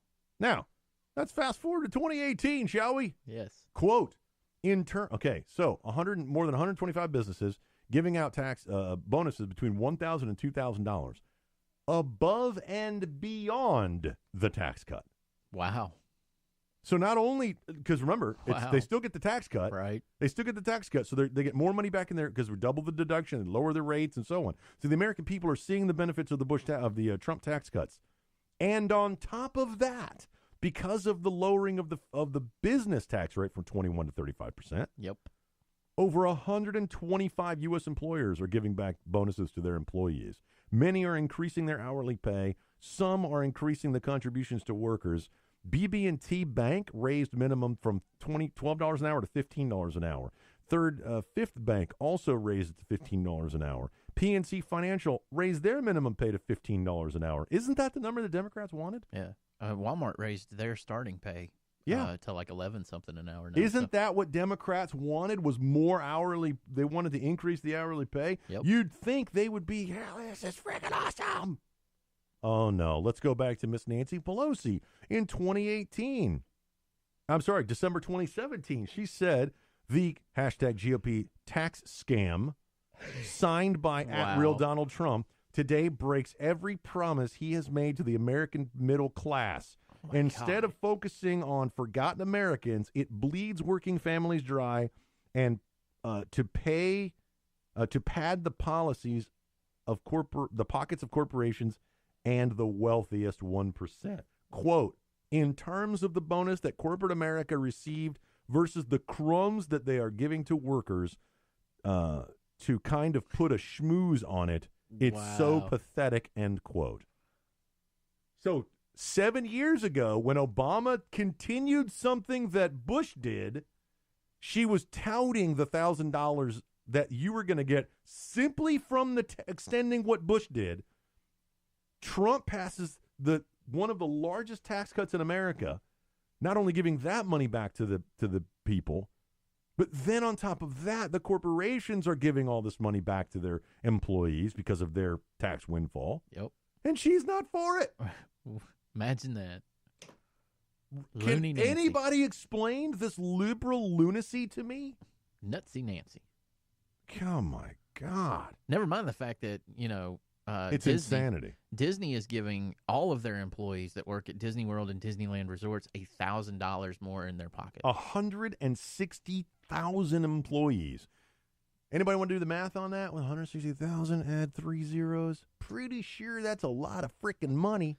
And Apple's all because of Trump. Apple's bringing in like $200 and something billion that we're going to get $35 billion in taxes on. And they're increasing their workforce by like 40,000 people. All because of the tax legislation that Trump did. But that's okay. The Democrats say it's not going to do anything. It's not going to help. It's already helping, but who counts, right? Who cares? There you go. Don't believe them. I'm just telling you right now. Yeah. Just don't. Whatever they're saying is the opposite is true. 2018 Women's March took place. Basically, what was it? The 21st? I think it happened last weekend. It was the same day as the pro-life march, which is Saturday, I think. According to the official website of the Women's March, it is to, quote, stand together in solidarity with our partners and children for the protection of our rights, our safety, our health, and our families, recognizing that our vibrant and diverse communities are the strength of our country, end quote. I want you to remember that, America. It's for the protection of our rights, the protection of our safety, the protection of our health, and the protection of our families, and for the strength of our community through vibrant and diverse communities. Remember that? I want you to picture that in your mind. That's what these women marched for. Except for the ones that were carrying signs that said things like, my cat would make a better president, right, and president is racist, and it's Mueller time. I love the one that says, babes against bigots. Don't forget the hookers that were out there. Isn't babes a derogatory? I can't say babes now because it's sexist. Shut your asshole. Yeah, that one was funny. I will not go quietly back to the 1950s. They said that about the last election with Mitt Romney in it. They said we were going to put black people back in handcuffs and chains. Get the tone ready. Let me know when you're ready. Ready? I got to make sure, buddy. This one says, no for old men. Just say the word slowly in your mind. No for old men. Oh, yeah. One more time. No for old men. It's actually not a cuss word, but the way they wrote it out You're makes right, it a cuss word. Exactly. Here we go. Ready? Shalom, mother. Yeah, that one was. Yeah. What are these people thinking? Woof, man. I'm telling you, there's nothing says empowering like profanity and the Hebrew word for peace in the same sign. And then they were yelling about Trump's profanity while they had profanity all over their signs. Let's talk about the hookers. End violence, stigma, criminalization against sex workers. Now, here's the funny thing about the sign. They can spell criminalization, but they've screwed up the word against. I didn't even notice that. Yeah. You can spell criminalization They properly. probably Googled it. But they forgot the I. So basically your sign says end violence, stigma, criminalization against sex workers. I actually saw the interview that the lady gave that was holding that sign. Oh, yeah, and yeah. It was something about whore power or whatever. She said that prostitutes are a big part of our economy and that we shouldn't deny them their rights anymore and that they should legalize what they do because it's huge for our economy. He's got a copy. Well, I think not Nirvana, Nevada or whatever, isn't prostitution already legal there? It's legal outside the city limits of Las Vegas. From what I've heard. Yeah. That's why the bunny. Quote. The bunny ranch is like 20 miles outside the city because it's only legal outside city limits. Okay, here's my favorite sign. This is an actual sign carried at the Women's March. Remember, strength, security, health, diversity, blah blah blah. Sperm is the #1 cause of abortion. What? No. Sperm is the #1 cause of abortion, said the sign carried at the Women's March. Never mind. Loose women are involved in that, too. It's like saying water is the #1 cause of drowning. Really? All serial. Really? Did you know that 100% of serial killers drink water? Really? Yeah. Now I don't want to drink water. Yeah. I drink it all the time. Are you a serial killer? Okay, here's another one. Ready? Here's another. Get the tone ready. Ready? Hashtag me too. My fights back. They love using that one. I don't even know how that works. Does it have teeth? I was going to say, like, is it armed? Hashtag me too. My fights back. I love this one. Viva Vagina. Yeah. Yeah. Live, vagina, live. Please. Here's the commentary I made on this sign. It says Trump is a sexual predator. Right? That's all it says. And here's the comment. So are about 327,000 dudes in Hollywood, the federal government, the Congress of every state, and a high percentage of homosexuals. But I don't see them listed on your sign. You might want to add a disclaimer that your sign has been edited for space because listing all of the potential sexual predators in America would be a really heavy sign to carry during the Women's March. All right. If you want to just go watch some of the video. This was not a Women's March, everybody. Nope. This was an I hate Trump. Trump is racist. In fact, people were holding signs that said Trump is racist. Yep. I just found it fascinating that they wrote it in white letters on a black piece of paper. But when they were Did interviewed, anybody else see the irony in that? Trump is racist written on black paper with white letters. That's genius. When a lot of these people were interviewed, they couldn't even tell you why they were marching except for the fact that they hated Trump. Who was the chick with the blue hair who's holding the sign that said kill Trump, kill Pence? Oh, yeah. And they said, don't you think there's something wrong with that? And she said, no, I think that's what we need to do. We need to kill Trump because I don't like him, and we need to kill Pence because I really don't like him. Because he's a Christian. Yeah. And I'm sorry, but I thought that was breaking a federal law that she basically stated that she's threatening the president of the United States' life. But who am I to judge? Who are you to judge? Only another American citizen. Okay. Yeah, because Kathy Griffith held up a severed head. Bloody and she was, severed head. She was investigated, and this chick is actually saying she wants him killed. Yep. Oh, my God. Just remember, everybody, here's the takeaway from that. Here's the takeaway. When you are marching to stand together in solidarity with our partners and children for the protection of our country, for the protection of our rights, our safety, our health and families, recognizing that our vibrant and diverse communities are the strength of our country, end quote. Remember that sperm is the #1 cause of abortion. And Trump's a racist. We'll be right back. It's Earl and George. When we come back, we're going to talk about the New York Times article. Since they have nothing better to do, we're going to talk about the New York Times article, how Trump wanted Mueller fired. Yeah. Well, don't you think he would want him fired? After a year, we'll talk about it. After a year of no evidence, how much more money do you want to throw at it? It's Earl and George. We'll be right back.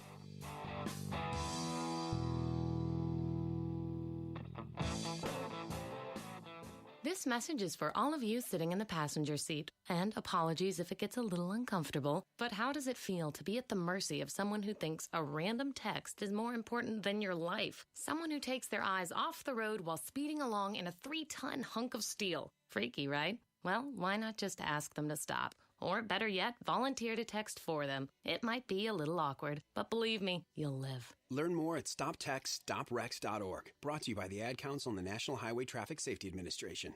I'm Paul George of the Indiana Pacers. When I was 6, my days were spent playing basketball. When I was 6, my dream was to make it to the NBA. When I was 6, my mom had a stroke. So I want you to learn to spot a stroke fast. F-A-S-T. F, face drooping. A, arm weakness. S, speech difficulty. T, time to call 911. I'm Paul George. Spot a stroke fast. Visit strokeassociation.org. Brought to you by the American Stroke Association and the Ad Council. Mama was always right, because she said so. You're listening to Earl and George. Yes, you are. It's the only show you need to listen to break down what happens in Washington, D.C., and around the country, actually. So if you live in a sanctuary state, come and listen to Earl and George for true sanctuary. And if you're a fan of Logan's Run, be sure to bring your unk. I wonder how many people are going to get that reference. How many people are going to get that reference? Thank you for laughing, Earl. I appreciate that. So New York Times dropped a bombshell on President Trump this week about a story that he said where apparently he was trying to get Mueller fired from the investigation. Yep. Now, here's the interesting thing about this. They're actually, it's a non-event. Like, right. If I say something like, man, I would really like to kill you, and don't, I am liable for nothing. Right. If I say something like, man, I wish that person at Burger King who messed up my order got fired, and I don't do anything to get that person fired, that's a non-event. It didn't happen. Right. You are not liable for what you think or what you say or what have you. Now, if the president was like, got everybody in a room and said, guys, we have got to put things in place to get him fired. I want him fired today. By the end of the day, I want him manning a radar tower in Alaska. Anybody know that reference? No. Oh, it's Mission Impossible. Come on. Which one? The first one. Oh, yeah. Well, that's why. That was years ago. I forgot it. And then he says, we'll mail him his clothes. Oh, yeah. If that happened, I can't believe I missed and that order didn't get done, we've got a bigger issue at hand. However, come on, everybody. Yeah. This is okay, again, I asked the question earlier today. How stupid do they think we are? If they think that #MeToo is because of Russian bots, they think we're stupid. If they're not going to release the information about serious issues with the DOJ and the FBI, they think we're stupid. Okay? We're not stupid, everybody. We voted for Donald Trump. We knew what he stood for. We knew what he ran on. We wanted that agenda in place in the United States. Period. Elections have consequences. Who said that? Not George. Nope. Way back in 2008. Mm-hmm. I wasn't going to vote for McCain, and I certainly wasn't going to vote for Obama. Sorry. And we saw the results and what happened because of that. Okay? The consequences of electing President Obama now 8 years later, or 9 years later, President Trump, after 1 year, is finally starting to undo, and he's finally starting to get Congress on board. This is, hey, there might be some to this agenda. Right. And the Democrats are like, no, we can't. We've stopped. They have lost the upper hand. They had the upper hand going at probably 3/4 of the first year. And Trump fought through it and fought through it and fought through it. He even fought the never-Trumpers. He fought the Republican Party. Certainly fought the Democrats. Yep. He fought the Me Too people. He fought the La Raza people. He basically fought everybody. And you know something? Has won every single time. Yep. Finally, the Republicans are starting to come around and go, there might be something in this agenda that the American people voted for. He needs to hire Charlie Sheen so he can come out and just go winning. Tiger blood. So the New York Times, they have no evidence of Russia collusion. They have no evidence of anything else. And this is from another anonymous source, too. They're trying to fit. So So what happens? They dump a bunch of information anonymously to the New York Times about nothing. Yep. Mr. Producer, I know you're taking a drink, but I need you to play cut 2. This is Newt Gingrich. Newt Gingrich broke it down succinctly on Fox News. Here's Newt Gingrich talking about the New York Times article. You know, historians are going to look back on this period as schizophrenic insanity. On the one hand, you have genuine FBI information coming out about clearly covering up for Hillary Clinton in ways that are astonishing, which probably won't make page 1 of the New York Times. On the other hand, you have a non-story about a non-event. I mean, if the president didn't actually fire Mueller, even if the president got really angry and said, gee, I'd love to fire Mueller, there was no event there. Now, the idea that the president somehow is culpable of not liking Mueller and that is somehow going to be, you know, an obstruction of justice, it tells you how desperate the left is getting. They originally wanted Trump with Russia. They can't get that. They wanted some kind of collusion with the Russians. They can't get that. Every single reason that Mueller was picked to be a special counsel have disappeared. So what's left? You have a whole bunch of very high-priced Democratic lawyers hanging around with Mueller who've wasted a year of their life. They got to find somebody for something. And my prediction is they will indict somebody just to be able to go home and say they did something. But the truth is the original intent of appointing him has disappeared. Nobody seriously believes it. In fact, even in the FBI leaks in the text messages between the two lovebirds, the guy who was, after all, the number 2 counterintelligence person in the FBI says, I really don't want to go to work for Mueller because I know there's nothing there. I don't have anything to add to that.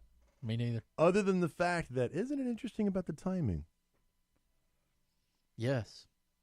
Why is that? 500,000 text messages were just discovered that were supposed to be lost.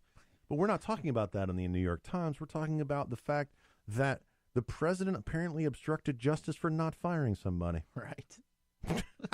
Really? How is it obstruction of justice when you don't fire someone? I can not like people all the time and not be liable for anything. And immediately after the FBI the IT people come back and say, we got the text messages, boom, New York Times front page article. Mm-hmm. Anybody else think that that's a coincidence? No, I didn't think so. Cut 1 is Bernie McGurk. He is the producer for Imus in the Morning. He broke down like this on some show. It's a joke. It's a non-story. It's a leak. You know, you have more FBI corruption and bias about to be exposed. You have Trump killing it over in Davos.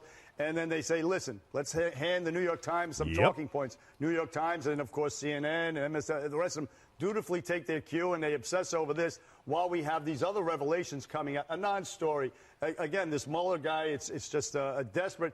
It's an investigation in a desperate search for a crime is what it is. And it's tainted, it's corrupt, the whole thing. That's a brilliant analysis. This is an investigation in search of a crime. Indeed. An investigation in search of a crime. But yet we have evidence of Hillary Clinton handling classified information. We have mishandling. We have evidence of the Trump dossier and very, very good chance that the lies in the Trump dossier were used by the FISA court to get a warrant. Yeah. We are 99% sure now, and I guarantee you, if the Intelligence Committee releases that memo, that's the first thing it's going to be line 1. We have documented evidence of things going on in the FBI. We have communications between 2 FBI agents where they were going to go. They knew the fix was in for Clinton. Against another candidate. We have documented evidence, and then all of a sudden, the New York Times is like, well, we're going to forget all that. We're going to talk about something that didn't happen. Yep. That didn't happen. He cannot like Mueller all he frickin' wants. He didn't fire the guy. And he can talk about firing the guy. In fact, he probably wakes up in the morning and goes, I really want to fire him. Like waking up from a dream, like, oh, God, I hate that dude. On a fire Mueller. Yeah. Mueller. They're like, hey, Mr. President, you don't want to wake up? Fire Mueller. Like waking up from a nightmare. He can do that all he wants. In fact, he could go to the American people and go, I hate Mueller. And he's still not liable or culpable for anything, okay? And by the way, the man is a businessman, so he has a decision. Let's say he makes up the decision that he wants to fire him. A businessman is going to do one of 2 things first. They're going to talk to their board, or they're going to turn around and talk to their lawyer. So when he talked to his lawyer about wanting to possibly fire him, the lawyer's like, yeah, that might be a bad idea. And he's like, okay. Yeah. He listens to the people that are around him. That's how he got to become a billionaire. Yeah, and, beyond the fact that he's really not that presidential, which, to be totally honest with you, I am frickin' fine with. Yeah, me too. Because I have never believed that the person holding the chair is more important than the office. Right.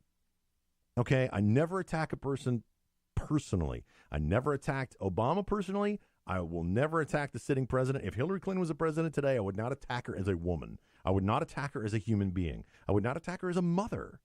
You don't do that. But by God, I will attack your policies all day long. Is President Donald Trump the most presidential candidate we've ever had? Hell no. Right. But are his policies changing America for the better? Yes. By far. I'm not even going to talk about the stock exchange because I think that's all manipulated. Look what's going on in Davos. He went over to an economic summit, and you'd think by watching the media that that the world can't stand him. Right. And they walk in and they're like, yep. Well done, sir. They're telling me, like, look, when he gave that speech, he was like, America's open for business. The president of the Davos thing stood up and was like, this guy knows how to do business. This guy understands economics. Giving more money back to the people of the United States, bringing more business back to the United States, lowering corporate taxes so they can give money back to their employees and hire more people and do more business, and removing 22 regulations for every one they enact? Are you kidding me? He's a racist. Screw the guy. He's just, you know what? He's a racist. Right. America, he has I'm going to say this, and this is probably going to piss somebody off, but the way he plays the Democrats, he's got them by the jump. There's no other way to put it. He has got them by the short hairs, and they know it. And they keep reading. I don't know who's doing their polling, but they keep saying, America wants us to impeach him. America wants DACA. America wants us to shut down the government for illegal immigrants. We're going to blow them away in the midterms. Once we can take over the House and the Senate in the midterms, we're going to do. There's no way, the way things are going, you're going to win in the midterms. You're kind of channeling your inner Seinfeld there. Well, yeah, I did kind of sound there. Look to the cookie. You know that episode? The black and white cookie? Look to the cookie. When we come back, what should we talk about? When we come back, we'll talk about the South African Cosmo.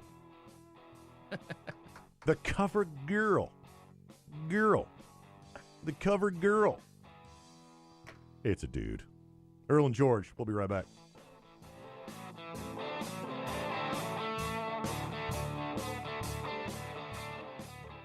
This message is for all of you sitting in the passenger seat. And apologies if it gets a little uncomfortable, but how does it feel to be at the mercy of someone who thinks a random text is more important than your life? Someone who takes their eyes off the road while speeding along in a 3-ton hunk of steel. Freaky, right? Well, why not just ask them to stop? Or better yet, volunteer to text for them. It might be a little awkward, but believe me, you'll live. Learn more at stoptextstoprex.org. Brought to you by the Ad Council and the National Highway Traffic Safety Administration. I'm Paul George of the Indiana Pacers. When I was 6, my days were spent playing basketball. When I was 6, my dream was to make it to the NBA. When I was 6, my mom had a stroke. So I want you to learn to spot a stroke fast. F-A-S-T. F, face drooping. A, arm weakness. S, speech difficulty. T, time to call 911. I'm Paul George. Spot a stroke fast. Visit strokeassociation.org. Brought to you by the American Stroke Association and the Ad Council. Hey, you, over yonder. You're listening to Earl and George. Doggone right.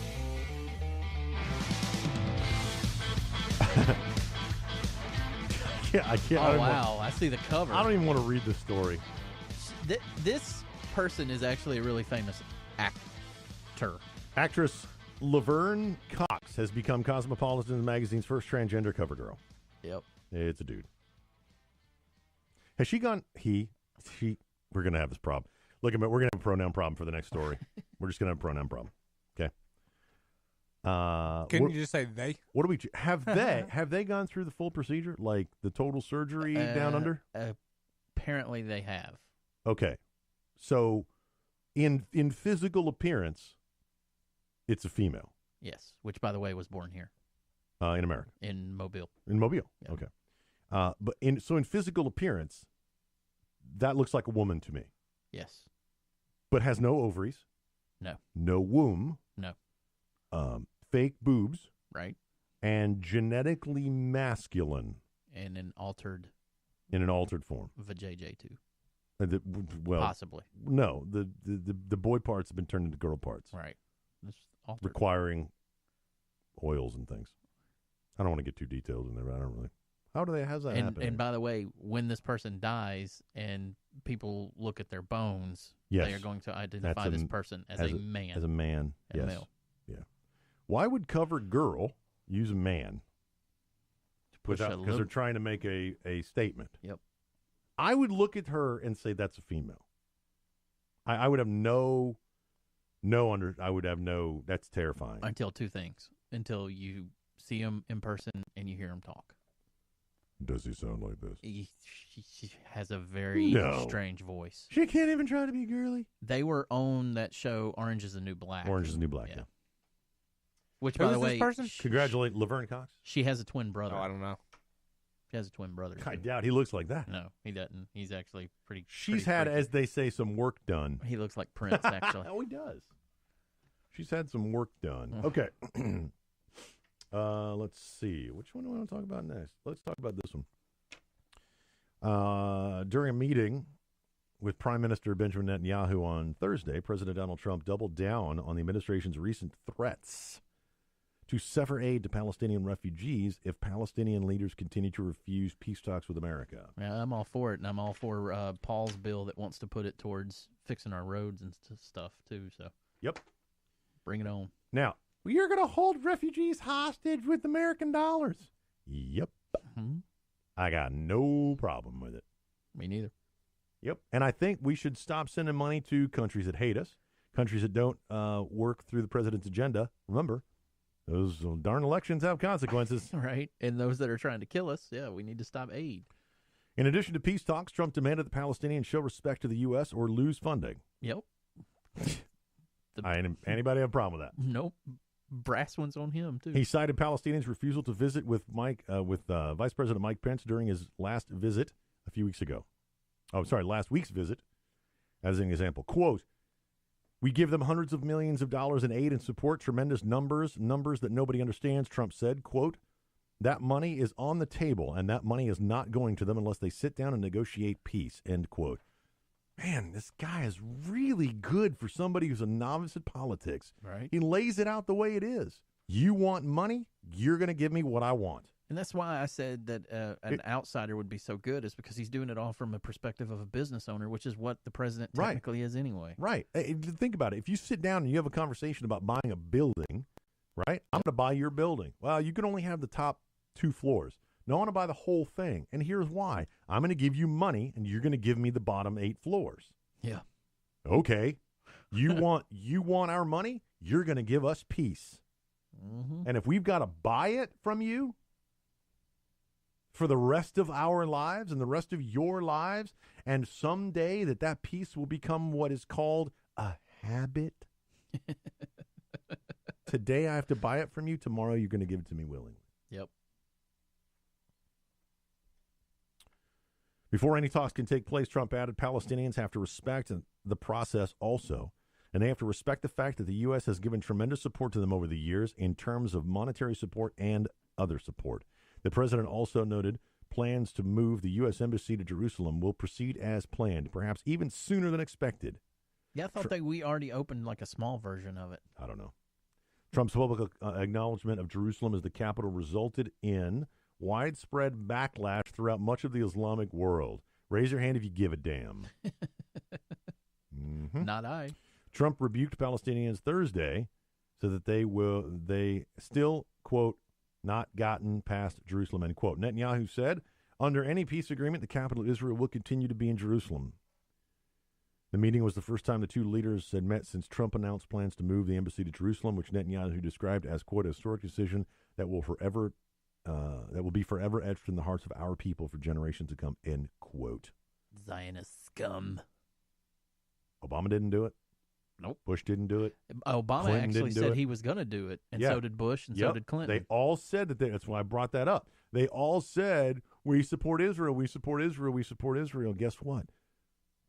It took a racist, Jew-hating Nazi that they claim he is. Everything they say he is, he isn't. Right. He is mentally fit to be the president. Yep. He is qualified to be the president. Might not be presidential. Nope. They say he's a racist. He's not. They say he hates women. He doesn't. They say he hates Jews. He doesn't. What else does it take? They claim he rapes the middle class while he gives them more of their money. Right. They claim people are going to die from the tax cuts, and they're going to live a better life. They claim he hates immigrants and wants to nationalize 2 million of them. Yep. 2 million plus in negotiation for better border security. Yep. Everything the Democrats say, it's literally the opposite. I'm telling you, they have a brain disease. It's called liberalism. I actually think because of the successes that President Trump is having, I actually think there's going to be a resurgence of conservatism because of him. I totally agree with you. And I mean true conservatism. Yeah. Yeah, me too. Little r republicanism. Yeah. Not big R. Right. Which is what we need.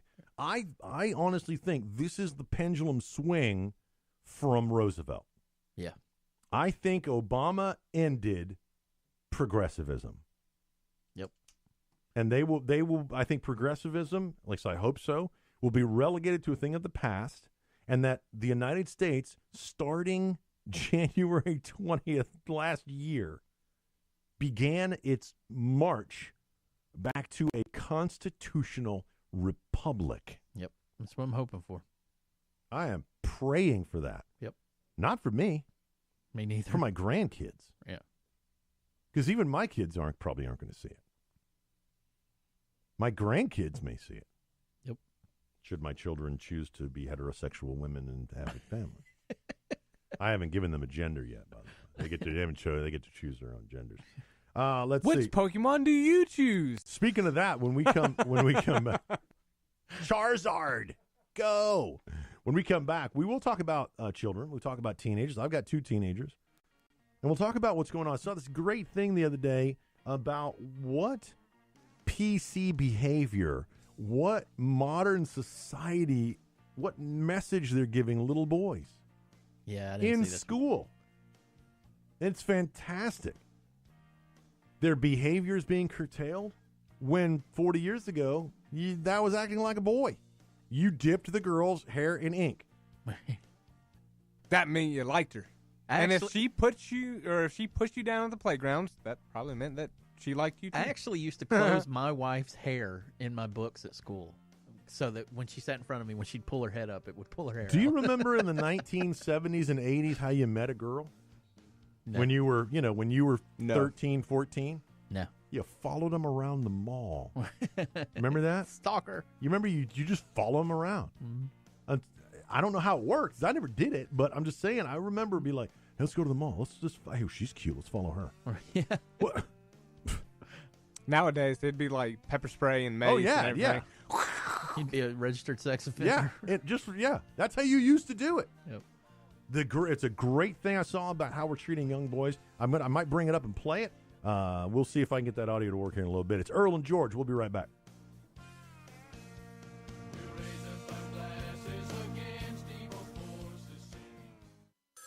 A ranger station. I'd like to report a bear hug. Okay. I put out my campfire and Smokey Bear hugged me. So you drowned the fire, you stirred it, drowned it again, and felt that it was cold? Uh-huh. Yep, he's just letting you know you did good. Bear hug from Smokey Bear. Status update. I'm gonna let you go now. There are many ways to start a fire, but one sure way to put it out. Learn how you can do your part at SmokeyBear.com. Sponsored by the U.S. Forest Service, Ad Council, and your state forester. Welcome back to The Cat Show. Up next, we have Nico. Nico is a member of the Shelter Pet Group. That's right. A group known especially for their sunspot sleeping, ball chasing, leg rubbing, and of course, companionship. Just look how she struts. It's like she owns the place. And see how she curls up and cuddles her person. The pitch on her purring is simply perfect. Nice one. Fantastic cat. But really the best way to know an amazing shelter pet like Nico is to meet one. Visit theshelterpetproject.org today. Adopt. Brought to you by Maddie's Fund, the Humane Society of the United States, and the Ad Council.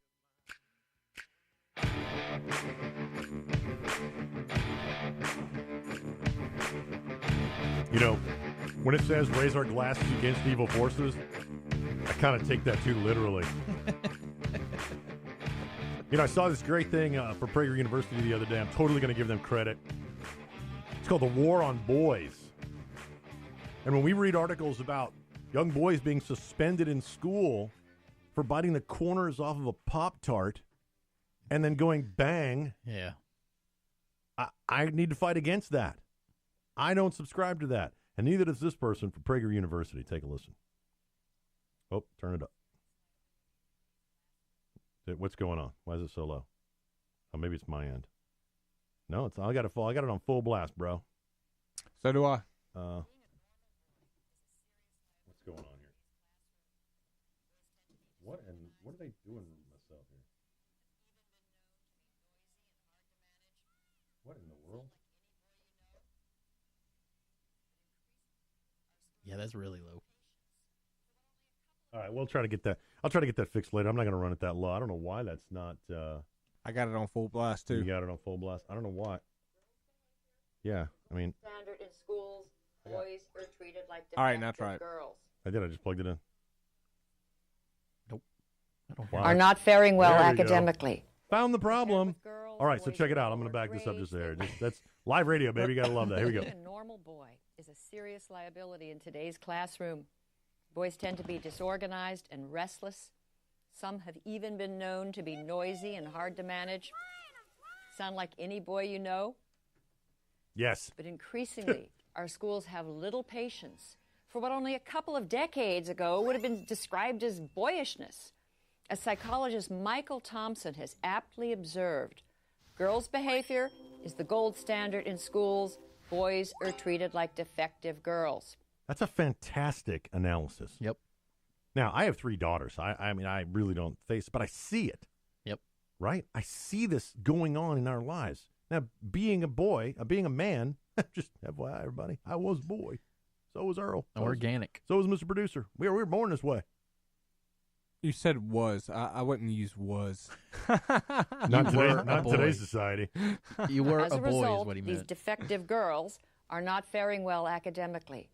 Compared with girls, boys earn lower grades, they win fewer honors, they're far less likely to go to college. Boys are languishing academically while girls are prospering. In an ever more knowledge-based economy, this is not a recipe for a successful society. And couple that with the removal of shop class and recess and other things. They don't have shop class or recess no more? Very few. No. Very few Really? schools have shop class. Yeah. I took shop class. Everybody took And shop very class. few have recess because out in Texas they're actually reinstituting it because they found that it helps with ADD. Well, of course it does. Yeah. The boys have to burn off their energy. Here, look at what your son is reading in school versus what your daughter's reading in school. Guess what? It's the same crap. Yep. And it's not Effectively, it's not Treasure Island. Effectively, it's 50 Shades of Grey. I mean, the boys have to read the same thing the girls have. Do the girls have to read Treasure Island? Do they have to read that? Do they have to read typical No, they're reading what are they reading? Girl stuff. Diary, Frank. Well, I mean, that's important to read when you're older. Everybody needs to read that. What I'm saying is that that boys are not being encouraged to read anymore. They're not encouraged to play. They're not you can't play Cowboys and Indians. That's racist. That's racist and that's social turn your mic down a little bit. Insensitive. That's insensitive. That's what is that called? Racial appropriation. Racist. You can't play Cowboys and Indians. You can't play good guys and bad guys because you're making a social judgment about the being the bad guy. Yep. Who are they? Mexicans? We need to start thinking about how we can make our grade school classrooms more boy-friendly. Yes. Well, here are 4 reforms. All right, we're not going to go into those 4 reforms. And if you think this is all stupid nonsense, listen to this. Today's teenagers are at least twice as likely as American adults, and remember, American adults 35 and over, teenagers, 12 to 19, twice as likely to identify as LGBT or atheist. I like how they just throw atheist in there with that. Well, I mean, it was a Christian magazine. It was Christianity Today. So, of course, what they have to say is going to be biased. Right. Got to throw that out the window. Wow. The magazine cited the new Barna study on Generation Z, as it's being called. 70 million kids born between 1995 and 2015. Okay? Luckily, only one of my children fall into that category, and she was born in 1999. And by the way, she'll kick most boys' backsides, and that's sad to say. All of mine fall in that category except for one. They found 12% of Generation Z teens describe their sexual orientation as non-heterosexual, with 7% identifying as bisexual. How do really? This is where we are in American society? You don't think we've got a freaking problem? Generation Z members are more sensitive to LGBT issues. Who cares? About a third of teens know someone who is transgender. Who cares? Wow, really? A third of teens? 30%. I would challenge that because there's not that many transgenders in the country. 69% say it's okay to be separation. 69% of teens say it's okay to be born one gender and feel like another. Wow. I got a point to make. That's pretty much playing God in a way. If you're taking, you know what I mean? Like, and you got your boy parts and you go into your girl. That's playing God. By you know what I mean? You're talking about someone's junk. Yeah. But yeah. I see where you're at because you're basically saying God made a mistake by making you what you were born. If you believe in God. Yeah. Oh, because they get down to atheism too. Atheists. They don't believe in God. Yeah. You're racist. Which is a core problem to a lot of the issues we have in our society, but I digress. I can't. I don't want to continue the story. I really don't. Yeah, because it's so disheartening to know that the future of our country. Yep. And we just talked about it. I hope this is a resurgence of constitutional republicanism, little r. Yep. Right? Look, man, if you want to go be gay, go be gay. You want to go be a girl, dude. You want to be a boy, go be a girl, young lady. Go be a boy. Go whatever the hell you want. You want to be an oceanographer or a large animal veterinarian? I don't care. And I think a lot of it has to deal with the fact too that they're counting out that men can have a feminine side. Yes. And women can have a masculine side. If you don't believe that, you should come home and watch me with my new baby puppy. Hey, dude, there's a movie coming out that's talking about like coming out of the closet. Like it's about a gay kid that's coming out of the closet. I'm like 10 years ago, 20 years ago when I was born, you know what I mean? Like that's way far out there. I mean, you know what I mean? I wrote an article about homosexualism. And yes, homosexuality has been around tens of thousands of years, since the Romans had it. Since there have been sexuality, there's been the Bible. homosexuality. Sodom and Gomorrah. However, what has happened in the last 35 years in my lifetime is the acceptableness. They have turned it from something that happens in the privacy of your own home to something that is socially and publicly acceptable in many areas of the country. And in areas where it's not, those people engaging in it are pissed off because they feel like they're being discriminated against. Yep. Now, wait a minute. You are the ones engaged in the lifestyle, and you don't get to be able to say, I feel as though I'm being discriminated against. If I walked around, this is a terrible analogy, but if I walked around naked, there are laws against that. Yep. Can I claim discrimination? No. There are sodomy laws in the United States. How can you be discriminated for engaging in an illegal act in most states?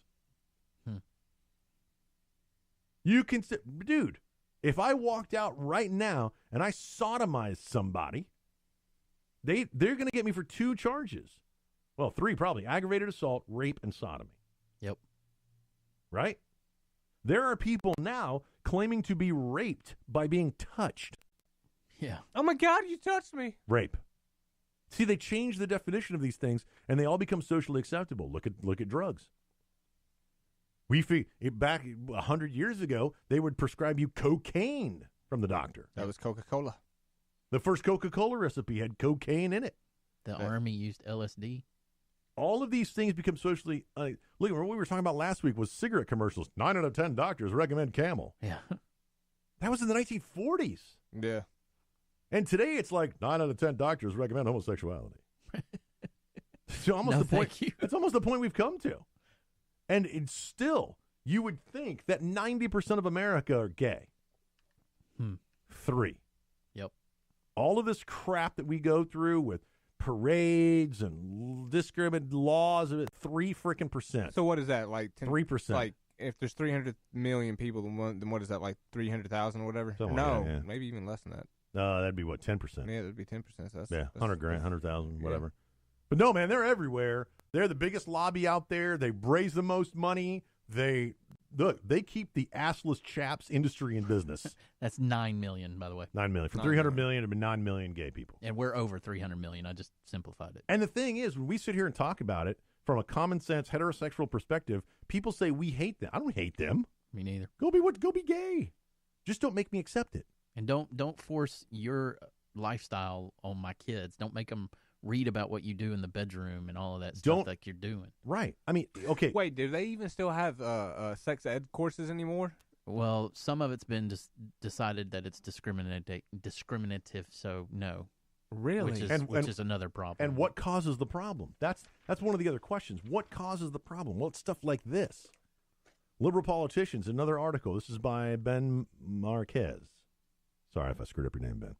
Liberal politicians often decry conservative, closed-minded, and intolerant, when in reality, it is they who are exactly that toward those who aren't beholden to progressive political orthodoxy.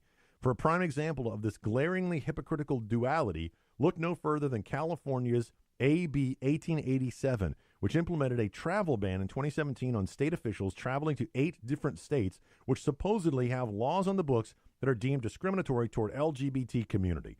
The law prohibits state-funded or state-sponsored travel to Alabama, Kansas, Kentucky, Mississippi, North Carolina, South Dakota, and Tennessee.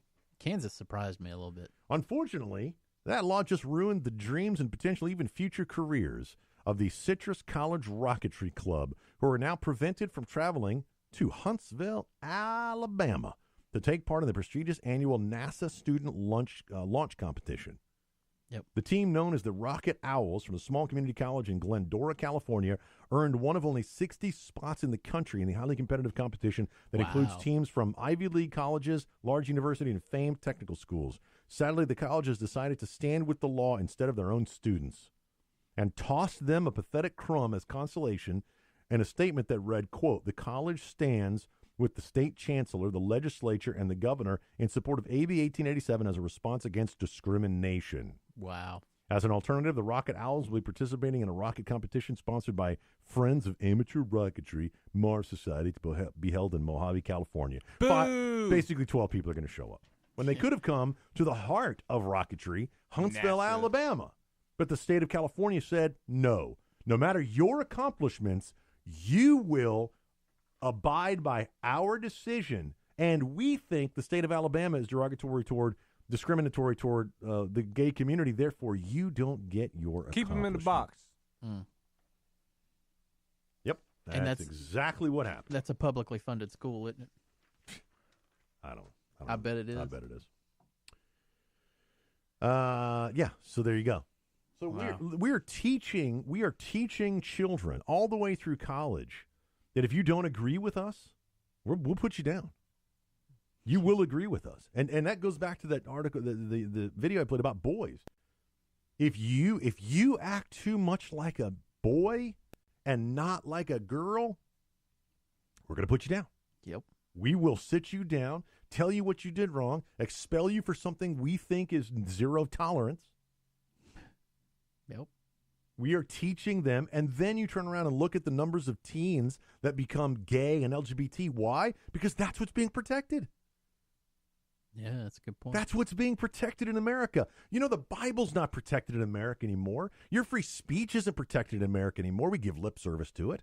Your money, your property, none of that's protected in America anymore. You know what's protected? What you do? Your sexual orientation is protected, as long as you're homosexual, not heterosexual, because I don't see anywhere where they're protecting heterosexuals. Yeah, or the laws that are discriminating against them. So why do you think? Oh, well, you know, we published this article that, the teens are coming out in droves as gay. Well, of course they are. They're teens, and you've told them that's what's good. Impressionable. Wait, really? Do you think the secret society and the FBI controlling it all? There are kids being kicked out of school for holding up their finger, pointing it at another kid, and going bang. Yep. And they get kicked out of school. They get hauled before the principal for holding up a finger. Thank God it didn't go off. I'll give him a finger. What do you think that kid's going to learn? Is he going to learn to think for himself? Is he going to learn to find ways to play and use his imagination? Nope. Do you or no? Nope. How about the family? The teacher that called the family in for a parent counselor. I can't remember where this happened. I think it was in California. They called the parents in, alarmed at what their child drew. You know Which was? A pirate sword fight. Yeah, I was going to say, I vaguely remember that. Several of the pirates had bloody wounds, and a couple were decapitated, and you know what the assignment was? What? Use your imagination. Wow. But So then apparently- don't do that with your imagination. Apparently, imagination is not Don't important be anymore. a boy, is what they're saying. And the girls are drawing, oh, look, here's our white picket fence and our doggy and sunshine, and everybody's holding hands, and both of the mommies are happy. Right? Then they're getting awards. And they're getting awards for it. So you're saying if this continues, then humanity as we know it will no longer exist because there will be no reproduction. Yes. Well, they don't realize that, and it's happening at an alarming rate in this country right now. Oh, thankfully, it's only 3%. Hmm. When it gets to 97%, we have a major problem. And I can prove it. California bill introduced earlier this month would make a waiter who gave an unrequested plastic straw to a customer subject to a jail time and a fine up to $1,000. Wow, I didn't know the jail time. I knew the fine. Damn. Ian Calderon, Democratic Majority Leader in California's lower state house, recently introduced Assembly Bill AB 1884. If signed into law, the bill would require dine-in restaurant workers not to provide single-use plastic straws to a customer unless the customer asks for them. You already don't get water unless you ask. Worker who gave out straws without being requested could be found guilty of a misdemeanor and subject. By the way, you ever notice how Democrats come up with laws that are never enforceable? There's going to be a police officer in every restaurant.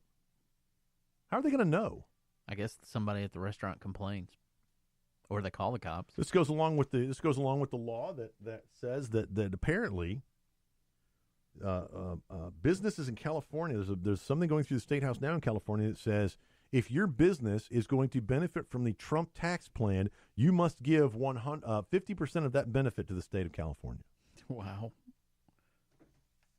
What did we say earlier? And that's you're talking about all Silicon Valley out there. If your business benefits from the Trump tax plan of lowering from 35 to 21%, you must give 50% of it to the state of California. I mean, who wouldn't benefit from that? That's the point. Yeah. And the state of California and other high tax area states are saying that they're finding ways around the SALT deduction. You know, they limited it at $10,000. We talked about it earlier in the show.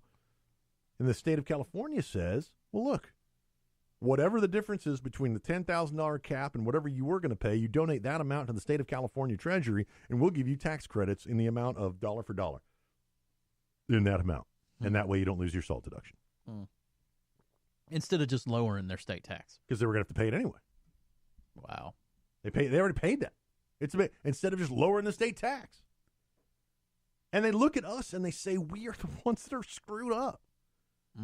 If you really want to take care of the people of your state, lower your state tax. It's that simple. Cap the state tax at $10,000. How about that? Seriously. But trickle-down economics never works. If you pay more than $10,000 to your state, including your property tax, they will refund the difference. And then you can deduct all $10,000 of your federal taxes. I'm not a lawyer. I'm not an economist, but that seems like a pretty easy thing to do. Yep. But they don't want to get rid of their money. They're these Democrat states that gimme. Instead of give you. Let's quickly go through our douche of the week, Mr. Producer. I'm actually going to say Maxine Waters just because I don't She can be another token douche because I've been listening Don't say to token and Maxine in the same sentence. How dare you? Racist! Oh! Well, we've been saying it about Kanye all this time. I'm going to say the state of California. I'm going to say Adam Schiff, Democratic Senator from the state of California. Well, then we agree it's California.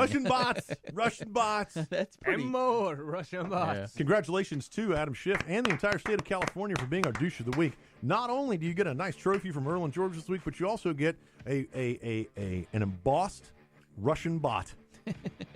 And I will fly you down here to stay in one of our luxury hotels here in Alabama so you can see we're not all hillbillies like you think we are. This is true. Earl and George, everybody, go to earlandgeorge.com. Support the Facebook page, Earl and George. Thank you for listening on Spreaker and SoundCloud and Google something other and Apple iTunes and downloading our mobile app and all the rest of it. We'll see you next week as we count down, as we break down what's going on in Washington, D.C. and across the country, where we tell the truth and we use something missing in America today. It's called common sense. I love you, Mama. Get out there and do something nice for someone you don't know. And have a blessed week, everybody. We'll see you next week.